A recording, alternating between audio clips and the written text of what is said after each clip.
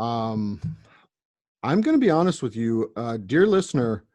This is not going to be a good show. We are right in the middle of one of the worst situations I have ever seen in the calendaring industry. Um, Preposterous. Preposterous. We are livid. Livid. Uh, Big Scrapbook has struck again, and this time they've taken it way too far. Before we get into it, I am, as always, I am Timothy Oliphant. And I am Timothy Berkowitz. And we are here today to set the record straight. We received this week, I personally actually received a cease and desist letter from none other than Eleanor's lawyer.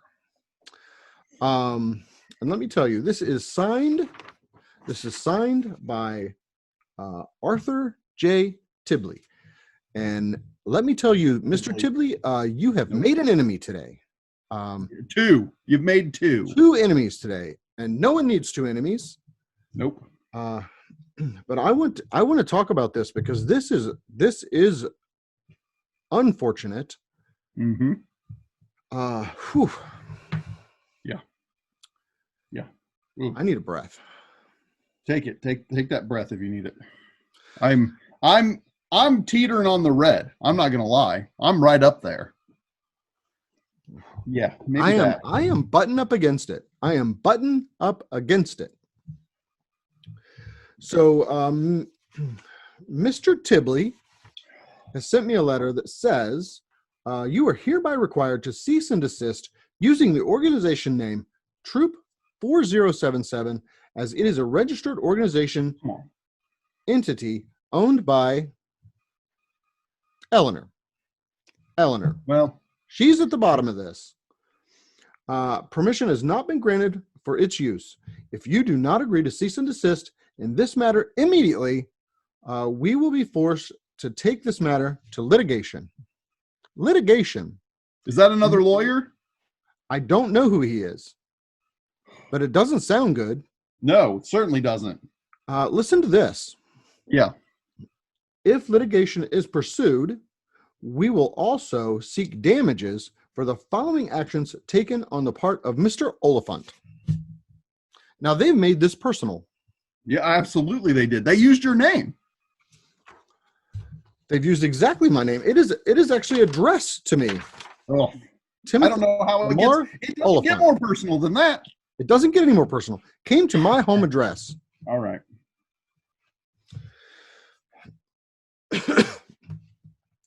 Now, listen to this. They've got a list of inflammatory accusations.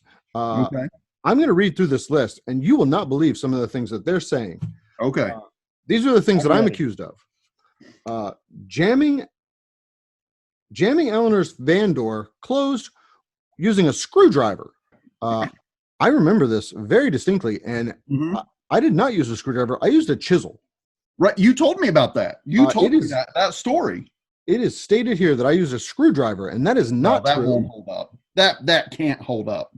I am also accused of flicking peanuts at her head and then looking around as though it wasn't me. It wasn't me. Yeah, well, she does have a peanut allergy, but still. Which is why I would never, ever admit to doing that. Right. Of course not. Repeatedly blocked her van in the handicap space. The parking spaces are very limited, and she parks right next to the door every single time. Okay. She does park in that spot every time. Get this. I'm being accused of replacing all of the hearts and stars in her scrapbooking kit with poop emojis. Poop emojis. Right. Yeah. Well, and the fact that they call it a scrapbooking kit right there shows the problem. That's the root of the problem. That is the root of the problem. That is Big Scrapbook at its big scrapbook, darkest core. Yes. This is saying I broke the window on her van with both intent and prejudice. I am not a racist. You are not. You I are am not. one of the kindest men I know. Well, thank you. Mr. Tibley does not think so. He would not agree with you. What does he know? I, He's never been to one single meeting of the 4077. Not a single meeting. Not Apparently, one. he only knows what Eleanor told him. Yeah. He was not there for any of these incidents. Right. Next, she's forgetful. I mean, she is forgetful. She is forgetful. Mm-hmm. She's remembered a whole lot for this list, though. Apparently, yeah. Broke into her van, smeared peanut butter on her steering wheel. How would she know it was peanut butter? She's allergic. Right. She's allergic. Yeah. She was having trouble breathing after one of our meetings. So if that's the day in question, maybe she assumed it was the peanut butter. I would honestly have trouble narrowing it down to when any of these things happened. Right. Well, yeah. Good. That's a fair point. Some of them happened multiple times. Yeah. They're accusing me of having delivered 17 pineapple pizzas to her home. I want to be clear about that. I accidentally paid for all 17 of those pizzas. What? All 17. That could not have been cheap. Oh, it wasn't. I mean, if anything, you should be seeking restitution for that. Agreed. I feel like she owes me money. Right? This one, I really think they would have a hard time proving this, had 267 magazine subscriptions delivered to her home marked "Bill me later." Now, how did they know that was me? Yeah. I mean, it was probably Mr. Malater sending those to himself. Possibly. Okay. Maligned her to other members for not standing during the national anthem. She did not stand. I was there the whole time. She did not stand. Yeah, well, it's tough. It's tough. The polio and the wheelchair, everything, it's a little tough for her. Nothing I said was a lie. Well, that's true. That's fair. That's a valid concern. And then this one I do not remember doing. Okay. Signed her up for various dating websites, including 2 for white supremacists and 1 for cowboys. White supremacists and cowboys. I mean, I don't think that's her demographic, but maybe who knows? I mean, sometimes love is blind. Not colorblind, obviously, on some of those sites, but blind nonetheless. 2 of them. Well, 2 of them, you're right.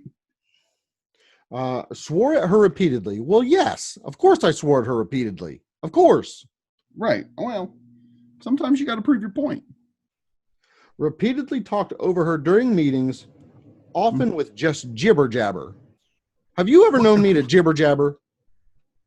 You're not a jibber jabberer. I am not a jibber jabberer. Right. There you go. And then the last one on this list, is do tell using pictures of her grandchildren in anti-scrapbooking propaganda. The fact that he would call my anti-scrapbooking literature propaganda is infuriating. It is. It's infuriating. Yeah, I mean, it is. Wait, is there any... Let's call it what it is. Is there anything wrong with anti-scrapbooking, even if it is propaganda? I can't think of a thing. Right. Not a single thing. Right. Oh, I truly feel like I'm having trouble staying in the yellow during this conversation. I feel like I am being oppressed.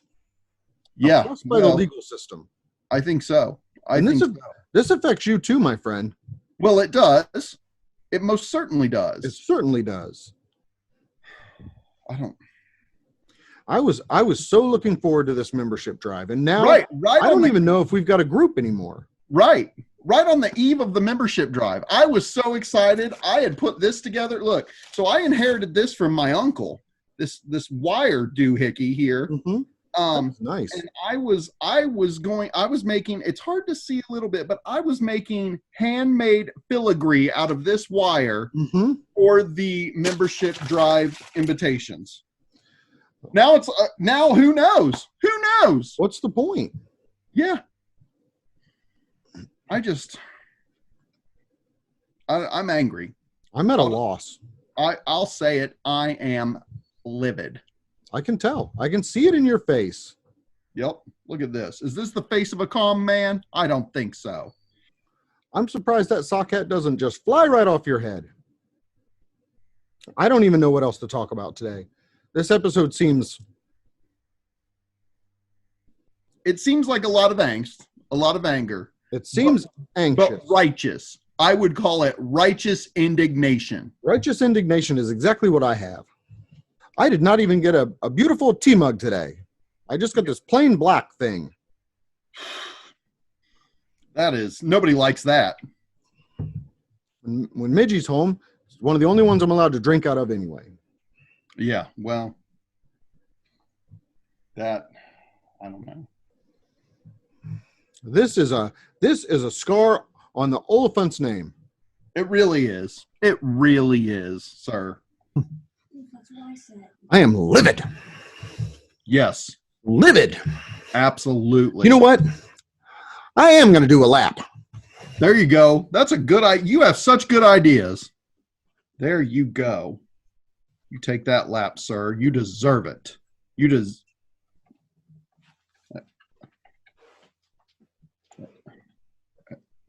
Hi. Is he coming back, or where did he? Where he's taking a lap? Yeah. Okay. Huh.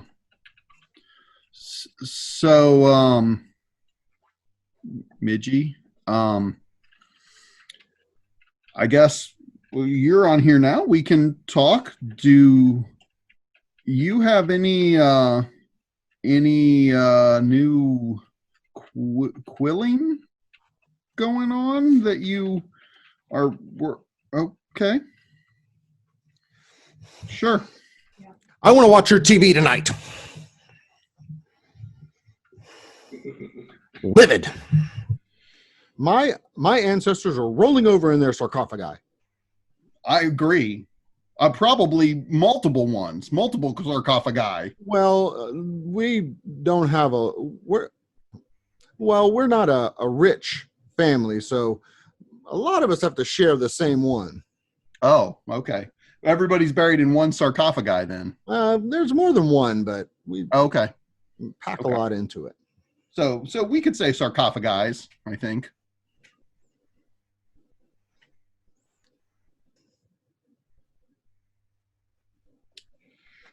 Where do we go from here, my friend? I don't know. I know one thing. If I could guarantee one thing, Big Scrapbook will not stop us. Big Scrapbook is going down. Yes. This is the last straw.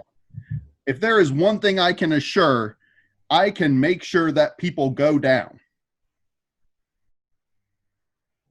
Big Scrapbook. Big Scrapbook. Those people, they will go down. Yes. Eleanor, if you're listening to this, and I know you are, I do not appreciate this at all. Yeah. Listen, I'm gonna speak real quick. I'm gonna get right down here. I'm gonna speak to Mr. Tibley. Mr. Tibley, you better watch your back, sir. I am not a man to be trifled with. Santa Clarita, I will come down on you like the gods themselves. Hopefully the Greek gods, because those guys were lousy with power. They were serious. Vengeance will be his. Right. And I'm just going to sit back and watch it happen. Yep. Yeah. Bring a chair, my friend. Bring a chair.